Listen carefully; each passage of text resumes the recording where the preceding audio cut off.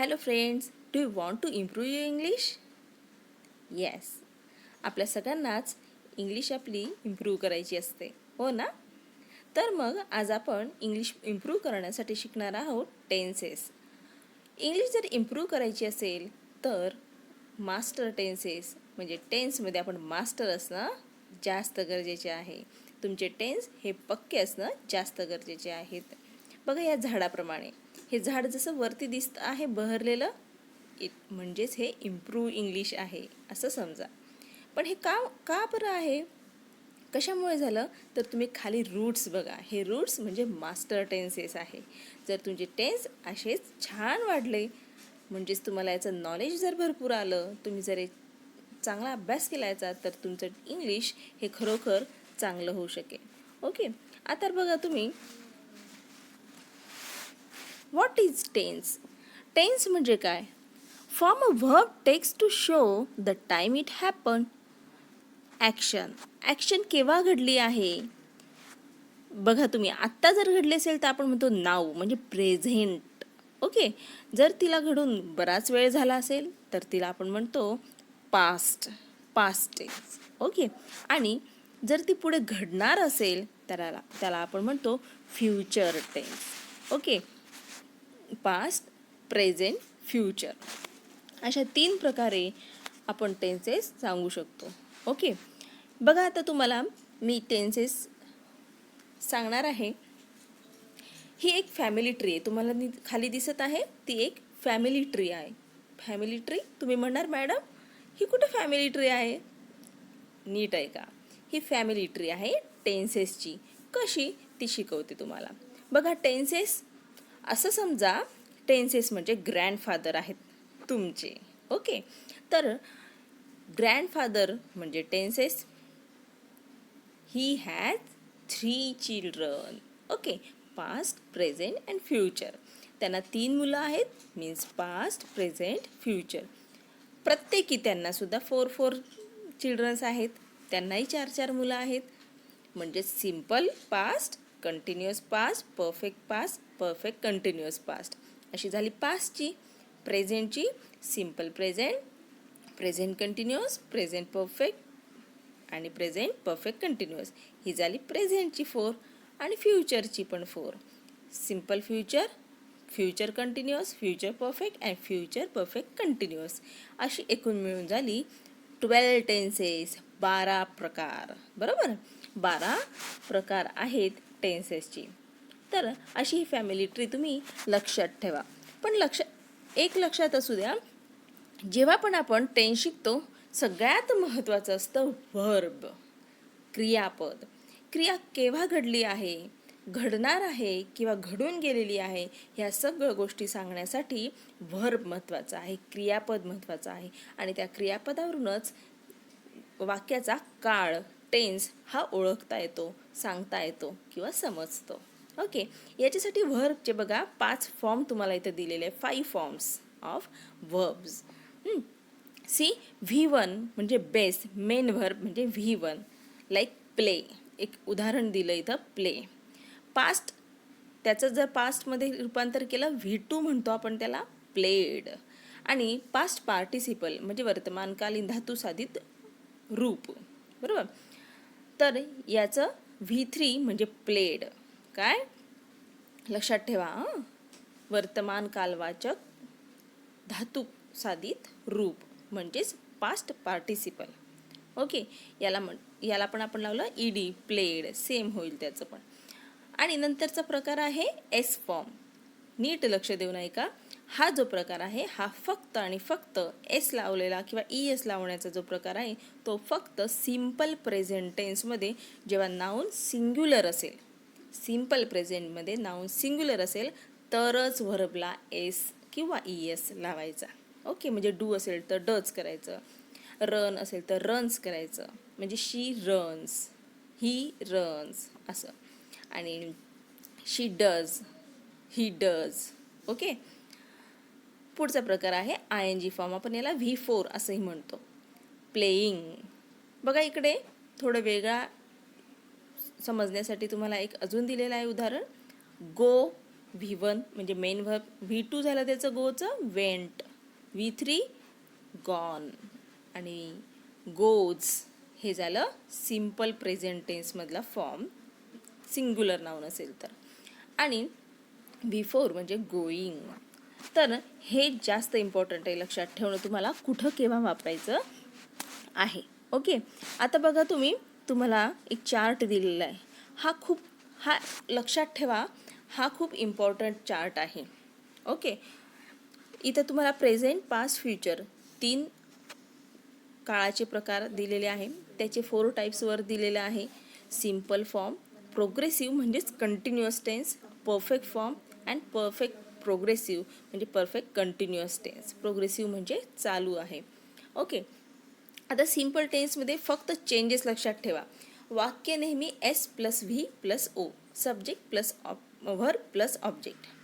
Subject म्हणजे noun, verb आणि object, ह्यात अशी त्याची वाक्याची रचना असते.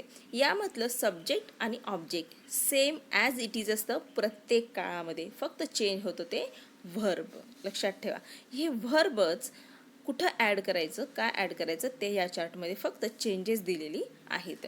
ती तुम्ही फक्त लक्षात ठेवायची, शिकून घ्यायची. ओके, बघा सिम्पल फॉर्ममध्ये दिलं आहे. सिम्पल प्रेझेंट टेन्सची सोपी रचना आहे S + V + O. फक्त एकच लक्षात ठेवायचं, सिंग्युलर असेल नाऊन तर व्हर्बला S किंवा ES लावायचं. कळलं? हा एकच इथं चेंज आहे. व्हर्ब जर सिंग्युलर असेल तर तिथं S किंवा ES लावायचा. फॉर एक्झाम्पल बघा तुम्ही, ही play cricket, not play.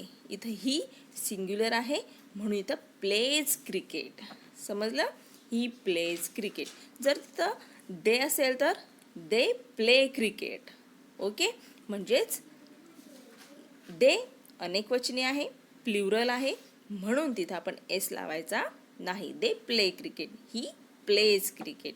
Okay, हे चेंज पास्टमध्ये करताना फक्त V1चं V2 करायचं, प्लेचं प्लेड होणार, ही प्लेड क्रिकेट. देचं पण दे प्लेड क्रिकेट. ओके, फ्युचरमध्ये विल किंवा शाल लावायचं, शाल फक्त आय किंवा वीला लावणार. ओके, म्हणजे मग आता ही आहे इथं आपण यूज केलेलं, ही प्ले क्रिकेटचं काय होईल, ही विल प्ले क्रिकेट. फक्त विल किंवा शाल ॲड करायचं आहे. ओके, आणि दे विल प्ले क्रिकेट. समजलं? आता पुढचं आहे प्रोग्रेसिव्ह फॉर्म. प्रोग्रेसिव्ह फॉर्म म्हणजेच कंटिन्युअस टेन्स, क्रिया चालू असते तेव्हा आपण ING फॉर्म लावतो. लक्षात ठेवायचं, प्रोग्रेसिव्ह म्हणजेच कंटिन्युअस, तिथं क्रिया ही कंटिन्यू चालू असते, संपलेली नसते, म्हणून तिथं ING फॉर्मच लागतो. आता बघा याची रचना, याचे फक्त S + V + O याच्याचनुसार फक्त व्हर्बच्या ठिकाणी काय चेंज होतील आणि काय ॲड होईल. हेल्पिंग व्हर्ब ॲड होतं. लक्षात ठेवा, कंटिन्युअस टेन्सला, प्रोग्रेसिव्ह टेन्सला टू बीची रूपं ही लागत असतात. टू बीची रूपं प्रेझेंट टेन्समध्ये ॲम, इज, आर, पास्टमध्ये वॉज, वेअर आणि फ्युचर टेन्समध्ये shall be, will B.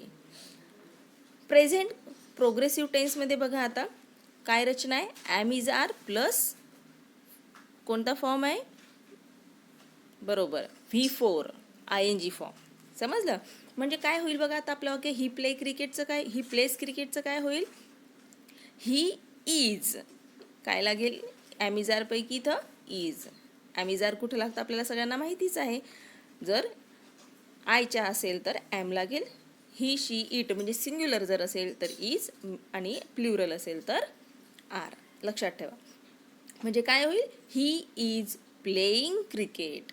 Okay, आणि दे असेल तर they are playing cricket. Okay, याचंच पास्टमध्ये करताना फक्त चेंज, ॲम, इज, आरच्या ठिकाणी वॉज, वेअर, म्हणजे he was playing cricket, they were playing cricket. याचंच चेंज जर आपण फ्युचरमध्ये केलं, फ्युचर कंटिन्युअस, तर ही विल बी इथं काय येईल आता, he will be playing cricket, they will be playing cricket. Okay, नंतर आहे परफेक्ट फॉर्म. परफेक्ट टेन्स म्हणजे पूर्ण झालेला काळ. इथं काळ पूर्ण झालेला असतो तेव्हा तिथं हेल्पिंग वर्ब टू हॅवची रूप लावलं जातं. लक्षात ठेवा, टू हॅवचं रूप लावलं जातं. प्रेझेंट टेन्समध्ये हॅव हॅज, पास्टमध्ये हॅड आणि फ्युचरमध्ये विल हॅव, शॅल हॅव. आता बघा प्रेझेंट टेन्समध्ये बघूया. Present perfect tense have plus have किंवा हॅज प्लस लक्षात ठेवा V3. प्रत्येक वेळी परफेक्ट टेन्समध्ये हा V3 म्हणजे पास्ट पार्टिसिपल हेच यूज करायचं असतं. म्हणजे काय होईल, he has played cricket. Okay, he has played cricket. They have, आता काय होईल, एक वचन असेल तर हॅज लागतं आणि एक वचन असेल तर हॅव लागतं. फक्त आय एक्सेप्ट. तर they have played cricket. Okay, पुढचं पास्ट टेन्समध्ये सिम्पल हॅड प्लस V3 हा चेंज फक्त हॅड लावायचा आणि V3. तर काय होईल, he had played cricket, they had played cricket. आणि फ्युचर टेन्समध्ये विल हॅव, शॅल हॅव आणि V3. परफेक्टमध्ये सगळीकडे V3. म्हणजेच काय होईल, he will have played cricket. Okay, आणि they will have played cricket. लक्षात ठेवा, प्लेड ED लावायचं आहे. नेक्स्ट काय आहे, परफेक्ट प्रोग्रेसिव्ह म्हणजेच कंटिन्युअस, परफेक्ट कंटिन्युअस टेन्स. आता present perfect continuous tense have plus has been लावायचं आहे. प्लस बीन प्लस कंटिन्युअस आहे म्हणून ING फॉर्म V4 लावायचं आहे. म्हणजे आपलं वाक्य आहे ही प्लेज क्रिकेट, त्याचं काय होईल, he has been playing cricket आणि they have been playing cricket. Okay, पास्टमध्ये फक्त हॅवचं हॅड होईल.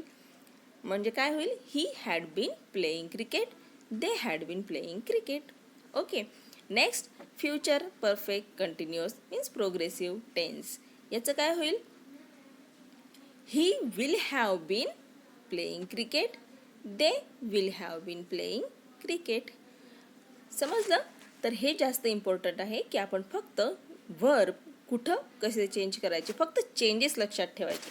चेंज लक्षात ठेवल्यानंतर तुम्हाला ॲटोमॅटिकली सगळे काळ आरामात येतील. ओके.